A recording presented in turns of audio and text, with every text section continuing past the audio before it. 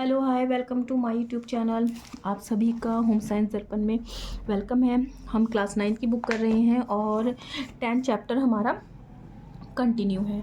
और इसमें मैंने इसका इंट्रो और कपास, लिलिन, जूट और हेम्प ये करा दिया है। आप वीडियो जा कर के प्लेलिस्ट में देख सकते हैं। ये बिल्कुल ना बेसिक है, इंट्रो है। यहाँ से आपका अगर कोई कॉन्सेप्ट क्लियर नहीं है तो वो भी हो जाएगा। तो चलिए थोड़ा सा क्विक रिवीजन कर लेते हैं। जिन्होंने वीडियो नहीं देखी है वहाँ उनको पता भी हो जाएगा कि किस तरह से हुआ है। देखिए, हमें जो क्लासिफिकेशन के आधार पे देखते हैं तो हम दो तरह के फाइबर देखते हैं, एक प्राकृतिक, सेकंड कृत्रिम। प्राकृतिक में हम वनस्पति जगत, खनिज और प्राणिज देखते हैं। ठीक है, वनस्पति में हम कपास, लिनन, हेम्प, जूट। लेकिन वनस्पति में भी हम 3 टाइप से डिवाइड करते हैं, बीज के, तने से और पत्ती से। बीज से हमें क्या मिलता है? कपास, साथ में कपोक मिलता है। तने से लिनन, हेम्प, रेमी और जूट मिलता है। और पत्ती से हमें सीसल और पिना मिलता है। जो मैं आपको जब अलग से टेक्सटाइल की क्लासेस शुरू करूँगी तो मैं बिल्कुल डिटेल से आपको ये कराऊंगी। इसके बाद में आ जाता है खनिज। खनिज में हमें धात्विक और अधात्विक। धात्विक में हमें सोना, चांदी मिलता है, जबकि अधात्विक में हमें एस्बेस्टस मिलता है। ये पैट है, ये हर साल मल्टी टाइम रिपीटेड क्वेश्चन है, आता है। प्राणी जगत से हमें 2 तरह से मिलता है, एक रेशम और दूसरा ऊन यानी कि वूल। ये यहाँ पर है। उसके बाद में हम कृत्रिम में देख लेते हैं, रासायनिक विधि से और यांत्रिक विधि से, यानी कि केमिकल और मैकेनिकल। केमिकल से डेक्रॉन, नाइलॉन और एक्रिलॉन, अर्लॉन। और जो यांत्रिक है मैकेनिकल से हमें रेयॉन। ठीक, उसके बाद में ये मैंने आपको इसके चरण बताए थे, गुण बताए थे और वर्गीकरण के प्राकृतिक से कैसे होता है और मानव निर्मित हमें तंतु से कैसे होता है। उसके बाद में हमने कपास के बारे में जान लेते हैं हम थोड़ा सा। जी कितनी तेज स्मेल आ रही है वाकई में।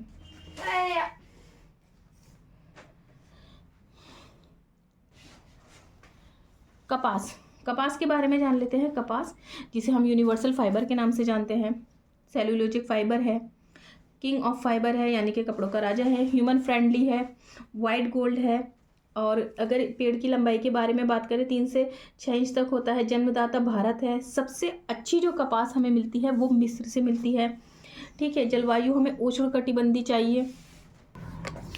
और मिट्टी के बारे में बात करें तो क्षारयुक्त यानी कि काली मिट्टी इसके लिए बहुत ज़्यादा बेस्ट रहती है। ठीक है, इसके बाद हमें नेक्स्ट था हमारा लिनन। ये डिटेल में मैं और भी कराऊंगी, जब बिल्कुल चैप्टर वाइज अलग अलग टेक्सटाइल की शुरू करूंगी तभी मैं आपको और भी कराऊंगी। उसके बाद में आ जाता है लिनन। लिनन के बारे में अगर हम देखते हैं, लिनन फाइबर शांति का सूचक कहा जाता है, प्राकृतिक है, वनस्पति है, सेलुलोजिक है, सबसे इंपॉर्टेंट है तने से प्राप्त है यानी कि सन यानी कि फ्लैक्स के पौधे से प्राप्त है। अगर इसका हम वनस्पति नाम के बारे में पूछें, जो कि अक्सर पूछा जाता है, तो लीनम यूसिटेशियम इसका नाम है। रेटिंग प्रोसेस की जाती है और हैकलिंग प्रोसेस की जाती है। रेटिंग प्लस हैकलिंग प्रोसेस इसी में होती है। ठीक है, प्राचीनतम रेशा है। मिस्र के पिरामिड में इसका जो है वो अवशेष मिले हैं। मम्मी को जो है ना लिनन के ही कपड़ों से कवर किया जाता था। आपने देखा होगा कि मम्मीज़ के बारे में जो हम देखते हैं तो उसे लिनन के ही कपड़े में जो है वो लपेटा जाता था। और ऐश्वर्य का प्रतीक है। तो मैंने थोड़ा सा आपको बताया इंट्रो। और इसके लिए जो है लिनन की अगर भूमि से पूछा जाए, क्वेश्चन आ चुका है कि कौन सी है, तो मिस्र यानी कि इजिप्ट। ठंडक का एहसास दिलाता है, ताजगी का एहसास दिलाता है ये। अच्छा, इसका फसल चक्र जैसे कि कॉटन का 1 साल का है, इसका 7 साल का फसल चक्र होता है यानी कि 7 ईयर का होता है। 6 साल तो ज़मीन को उपजाऊ बनाया जाता है, उसको फर्टिलाइज किया जाता है, और फिर 1 साल जो है वो लिनन का प्रोसेस होता है। ठीक, उसके बाद में हमने थोड़ा जूट और हेम्प के बारे में पढ़ा था। तो आज हमारा जो कि है वो है वूल यानी कि ऊन।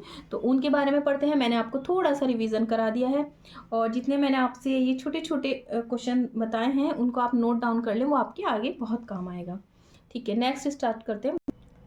ऊन तंतु एक केंद्रित तंतु है। ये विभिन्न पशुओं के बालों तथा रोए से प्राप्त किया जाता है। ये मुख्य पशु इसके जो हैं जिनसे हम इन्हें प्राप्त करते हैं भेड़। इसके अतिरिक्त ऊँट, खरगोश, बकरी से भी ये ऊन के तंतु प्राप्त किए जाते हैं। तुर्किस्तान की अंगोरा बकरी, ऑस्ट्रेलिया की मैरिनो भेड़, कश्मीर तथा तिब्बत की बकरियों से बढ़िया किस्म का अच्छा क्वालिटी का हमें ऊन मिलता है। अंगोरा बकरी तथा भेड़ के मेमन का सर्वोत्तम वूल कहलाता है, जिससे पश्मीना शाल में बनती है। ये बहुत मुलायम, हल्का, गर्माहट देने वाला ऊन होता है। वैसे ऊन का उत्तमता इन जानवरों की उत्तम जाति व स्वास्थ्य पर निर्भर करती है। बढ़िया ऊन के लिए उन्हें उत्तम रीति से मतलब पाला जाए, उनकी जो पालन है वो प्रॉपर किया जाए। ऊन को बैड कंडक्टर ऑफ हीट, गर्मी कुचालक कहा जाता है, क्योंकि शरीर के ताप को बाहर आने नहीं देता है। अक्सर ना हमारा एक कॉन्सेप्ट है कि सुचालक और कुचालक में बहुत ज़्यादा जो है कन्फ्यूज़न देखने को मिलता है और कई बार क्वेश्चन गलत हो जाता है। देखिए यहाँ आपका ये कॉन्सेप्ट क्लियर हो जाएगा कि बैड कंडक्टर है, तो बैड ना आप इस तरह से याद कर सकते हैं, बैड यानी कि बुरा होता है और बुरा ये कुचालक है कि ठीक है, क्योंकि ये शरीर को ताप को बाहर ही नहीं जाने देता, तभी तो हम वूल पहनते हैं ताकि हमारी जो शरीर की गर्मी है वो बनी रहे। इसलिए सर्दी के मौसम और ठंडे प्रदेशों में ऊनी कपड़ों से शरीर की रक्षा की जाती है। ऊनी तंतु से लचीलापन का गुण, ठीक है, गुण होता है तथा मजबूत भी होता है तथा देखने में रोएदार, मुलायम तथा चमक रहित होता है। बढ़िया ऊन से में अवश्य कुछ चमक पाई जाती है। अगर सूक्ष्मदर्शी से देखें तो आड़ी आड़ी रेखाएं से प्रतीत होती है, शल्क जैसा होता है, शल्क जैसा होता है इसमें इसकी रचना, ठीक है। इसके बाद में लंबाई कुछ सुकर सी जाती है और लहरिया गहरी हो जाती है। काफ़ी नमी देकर प्रेस करके कुछ समतल किया जाता है, ठीक है। उसकी विशेषताओं के बारे में जान लेते हैं। देखिए ऊन के बारे में अगर हम बात करें तो ऊन एक प्रोटीन फाइबर है, नेचुरल फाइबर है, प्राणिज फाइबर है। और अगर बात करें कि विश्व का सबसे महंगा कोट, मैंने आपसे PYQ में भी पूछा था कि कौन सा है, तो वो मिंग कोट है, ठीक है, जो कि वैक्यूना एक ऊँट की प्रजाति है, उसी से प्राप्त किया जाता है। अच्छा, ऊँट जो वूल है ना, तो वूल में हमें 3 चीज़ें देखने को मिलती हैं, मैं आपको यही बता देती हूँ। क्यूटिकल, ये पूछा जाता है, ठीक है, कॉर्टेक्स और मेड्यूला। तो ये पूछा जाता है कि कौन सा भाग है, मेड्यूला कौन सा भाग कहलाएगा, कॉर्टेक्स का है, या बाहरी लेयर को हम क्या कहते हैं, क्यूटिकल। तो ये आप ज़रूर नोट कर लें, ठीक है। उसके बाद में हम इसकी पढ़ते हैं भौतिक विशेषता के बारे में। बढ़िया ऊन की जो तंतु होता है उसको 5 सेंटीमीटर से 12 सेंटीमीटर तक होता है, यानी कि अगर इंचज़ में देखा जाए तो 1 से 7 इंच के लगभग, जबकि घटिया तंतु 1 से 2 सेंटीमीटर ही लंबे होते हैं। अब बात कर लेते हैं रासायनिक विशेषताओं के बारे में। अम्ल का प्रभाव इनके लिए अच्छा होता है, परंतु साधारण धुलाई तथा रंगाई में काम में प्रयुक्त घोल ऊन को कुछ हानि नहीं पहुँचाते हैं। क्लोरीन ऊन के लिए हानिकारक है, तो हम क्लोरीन जो है इसके ऊपर ब्लीच नहीं कर सकते, जबकि क्लोरीन ब्लीच कॉटन के लिए बेटर है। जबकि हाइड्रोजन परऑक्साइड, सोडियम हाइड्रोसल्फाइड और पोटेशियम परमैंगनेट ऊन के लिए उपयोगी है। कौन कौन से उपयोगी हैं हम यहीं याद कर लेते हैं, ठीक है। हाइड्रोजन परऑक्साइड, सोडियम और potassium, hydrogen, sodium, potassium, hydrogen peroxide, sodium hydrosulphide, potassium permanganate उपयोगी है। क्षार, ऊन पर क्षार का प्रभाव अत्यंत ही हानिकारक है। क्षार के प्रभाव से ऊन तंतु कड़े और पीले पड़ जाते हैं, रोए फैलकर जकड़ जाते हैं। उच्च ताप पर तो इसका प्रभाव और भी अधिक प्रतिकूल पड़ता है। 5% उबलता हुआ कास्टिक सोडा का घोल ऊन को कुछ ही मिनट में घोल देता है, ठीक है। पर ये और मेंशन आप देख सकते हैं। धूप का प्रभाव, रंग उड़ जाता है, तंतु पर आघात पहुंच सकता है।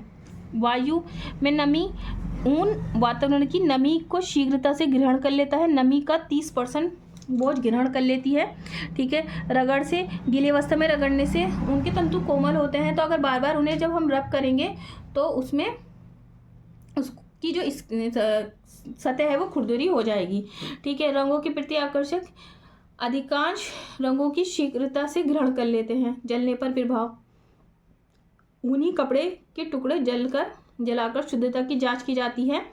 ऊनी वस्त्र जलने पर मुड़ जाते हैं और एक विशेष प्रकार की गंध स्मेल आती है। अगर देखा जाए तो प्रोटीन फाइबर है तो बाल जलने जैसी स्मेल आती है।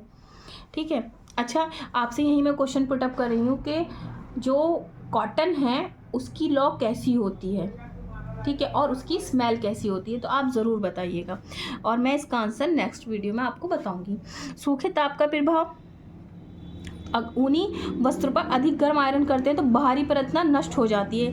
वैसे तो देखिए वूल पे प्रेस करने की ज़रूरत नहीं पड़ती, लेकिन अगर करी भी जाती है तो बहुत लाइट की जाती है या फिर कोई कपड़ा लगा करके करी जाती है। धूप का प्रभाव, नष्ट हो जाता है। कीड़े तथा फफूंदी, ऊनी वस्त्रों के लिए कीड़े बहुत ही हानिकारक होते हैं, वस्त्रों को काट कर बेकार कर देते हैं। ठीक है, इसलिए इसमें जो है नेफ्थलीन की गोलियां रखते हैं। जब आपने देखा होगा हम लोग सीज़न का ऑफ हो जाता है और जब सब वूलन रखते हैं तो इसलिए हमारी मम्मीज़ वगैरह क्या करती हैं कि वो देखा है हमने कि उसमें गोली डाल देती हैं ताकि उसमें कीड़ा वगैरह ना लगे। अम्ल का प्रभाव, सल्फ्यूरिक अम्ल का प्रभाव पड़ता है, अन्य अम्ल में कोई प्रभाव नहीं पड़ता। क्षार रंग नष्ट कर देता है, उसके लिए हानिकारक है। ऊन वस्त्रों का सुखड़ना, ऊन में बड़ी संख्या में तंतु होते हैं, इन तंतुओं में छोटे छोटे कांटे होते हैं, इन तंतुओं पर गर्मी, नमी तथा क्षार का प्रभाव पड़ता है। ठीक है, इसके बाद में उष्णता संवहन बाहर निकलने देता है, इसलिए सर्वदा हमेशा वो गर्म रहता है।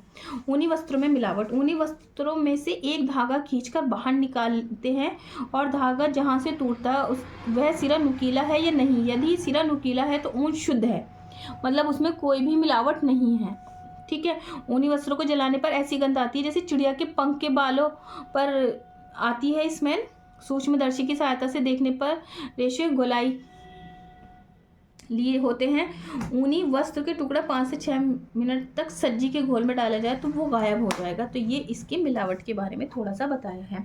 तो ये मैंने आपको थोड़ा सा वूल के बारे में बताया है और डिटेल जब हम नेक्स्ट टाइम इसको कवर करेंगे तो उसमें करेंगे। चलिए थोड़ी सी मैं आपको बता देती हूँ कि जो लैले का ऊन होता है वो इसमें लैले का ऊन यानी कि लैम्ब वूल, हॉगट वूल, वेदर वूल, वर्जिन वूल, पोल्ड वूल, ये वूल्स हैं।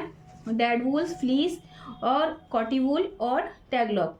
ठीक है, आप ये बताइएगा कि टैगलॉक वूल जो होता है इससे क्या तैयार किया जाता है। इसकी क्वालिटी थोड़ी लो होती है और इससे क्या तैयार किया जाता है, और हम इसके बारे में देखेंगे कि कॉटी वूल कैसा होता है। तो कॉटी वूल के बारे में बताइएगा आप कि क्या होता है, और मैं इसका आंसर नेक्स्ट वीडियो में आपको बताऊंगी।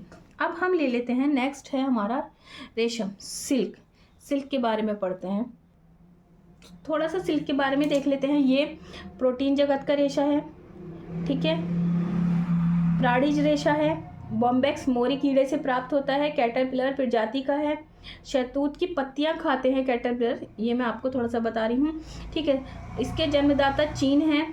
जो अगर देखा जाए तो शहतूत रेशम के बारे में, जब एक राजकुमारी थी चीन की, वो जब चाय पी रही थी तो उनकी चाय में एक जो कैटरपिलर है वो गिरा तो उसमें एक रेशम धागा सा दिखाई दिया, तभी से इसके बारे में बात होती है। अच्छा, उसकी रेशम की देवी किसे कहा जाता है, इसका आंसर आपको कमेंट बॉक्स में बताना है, जिसे वस्त्रों की देवी किया जाता है।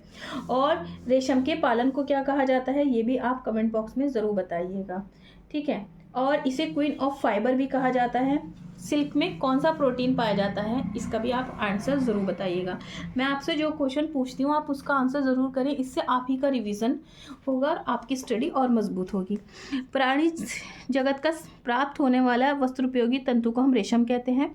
ठीक है, ये थोड़ा सा इंट्रो दिया है। प्रोटीन तंतु है, रेशम की कीड़े से प्राप्त होता है और कीड़े से उत्पन्न जो रसदार रस होता है, जो लंबा रेशा होता है, हवा में सूख जाता है। कीड़े इस रेशे को कोय कोकून के रूप में अपने चारों ओर लपेट लेता है। कीड़ा प्यूपा अवस्था में ही होता है, उसे मारकर रेशम प्राप्त किया जाता है। ठीक है, रेशम की 4 स्टेजेस होती हैं, अंडा, लार्वा, प्यूपा, कीड़ा। ये PYQ क्वेश्चन है, अगर आपके पास नोट नहीं है तो आप इसको ज़रूर नोट कर लें। ठीक है, बाहर निकल आता है, रेशम से तोड़ देते हैं। रेशम की लंबाई अत्यधिक होती है तथा बहुत अधिक महीन चमकदार होता है। रेशम 2 प्रकार का होता है, असली रेशम रेशम के कीड़े से प्राप्त किया जाता है। इनके कीड़ों को बाकायदा पाला जाता है। रेशम से एक बढ़िया कपड़ा बनता है। कच्चा रेशम रॉ सिल्क इसी वर्ग की रेशमी कपड़ा है। बनेले कीड़े से प्राप्त रेशमी नकली होता है। टसर के रेशे से बनता है। इससे बना रेशमी घटिया होता है और रंग भूरा होता है। रेशम कपड़ा शरीर को गर्मी में को बहुत कम बाहर निकलने देता है, इसलिए सूती कपड़े की अपेक्षा गर्म मालूम देता है। विशेषताएं, भौतिक में संगठन देख लेते हैं। रेशम के तंतु में जमने वाले वसा प्रोटीन तत्व होते हैं जो सेरीमिन नामक पदार्थ पाए जाते हैं। अणुवक्षी पे देखें, टेढ़ी मेढ़ी असमान सतह वाला होता है। लंबाई इसकी 1200 से 1800 फीट तक होती है। प्राकृतिक तंतु का सबसे लंबा और मजबूत है। लचीलापन, अत्यधिक लचीले और कोमल होते हैं। ये तंतु अधिक ताप पर नष्ट हो जाते हैं। रगड़ने से इनकी सतह पर प्रभाव पड़ता है। हवा का प्रभाव, काफ़ी समय तक हवा में रखने से इसका रंग पर इफेक्ट पड़ता है। लचीलापन अत्यधिक होता है। प्रतिस्कंदता, ये रेशम के तंतु में ये गुण अधिक होता है। वस्तु को दबाकर छोड़ने पर ये अपने पहले की स्थिति में आ जाते हैं। ठीक है, उसके बाद में हम देखते हैं ताप संवहन है। यहाँ पर ब्लीच है, ब्लीच का प्रभाव है। शांत ब्लीच का हानिकारक प्रभाव पड़ता है। रासायनिक गुण, अम्ल में चमक आती है। ठीक है, क्षार में नष्ट हो जाता है। रंगों का प्रभाव, रेशमी वस्तु की विशेषताएं, ये आप देख लीजिएगा। इसके बाद में हम देखते हैं नेक्स्ट, सूती, ऊनी और रेशमी वस्तुओं का परस्पर तुलना। अब थोड़ी सी तुलना देख लेते हैं, ये इंपॉर्टेंट हो जाता है। नए कपड़े धोने पर थोड़ा सा सिकुड़ते हैं। सूती के बारे में हम पढ़ रहे हैं, ये ऊनी की अपेक्षा बहुत कम है। स्त्रियाँ क्रीज बना देने पर क्रीज टिकी रहती है और धोने पर ही निकल जाती है। कीड़े इन्हें खराब नहीं करते, किंतु सीलन पर ये फफूंदी लग जाती है। इनमें एक दोष ये होता है कि पहनने पर इनमें सिलवट पड़ जाती है। ऊनी वस्त्रों में जबकि ऐसा नहीं होता, और रेशमी वस्त्रों में भी सिलवट एक कम पड़ती हैं। सूती वस्त्र ज्वलनशील होते हैं। ऊनी और रेशमी अपेक्षाकृत कम ज्वलनशील होते हैं। ऊनी वस्त्र, ये वस्त्र धुलने पर सिकुड़ते, इसलिए अच्छे ऊनी वस्त्र को सूखी धुलाई ही करनी चाहिए, यानी कि ड्राई क्लीन के बारे में बात कर रहे हैं। इसमें क्रीज नहीं रुकती है। पहनने से इसमें सिलवट जल्दी नहीं पड़ती है। रगड़ लगने से जल्दी फट जाते हैं। आपने देखा होगा कि ऊनी मोजे एड़ी पे से जल्दी जाते हैं। ठीक है, इसमें कीड़े बहुत लगते हैं। और इसके बाद आ जाता है रेशमी वस्त्र। ये वस्त्र धोने से सिकुड़ते नहीं, पहनने पे सिलवट कम पड़ती है। इससे क्रीज बनाने पर अच्छी क्रीज बनी रहती है।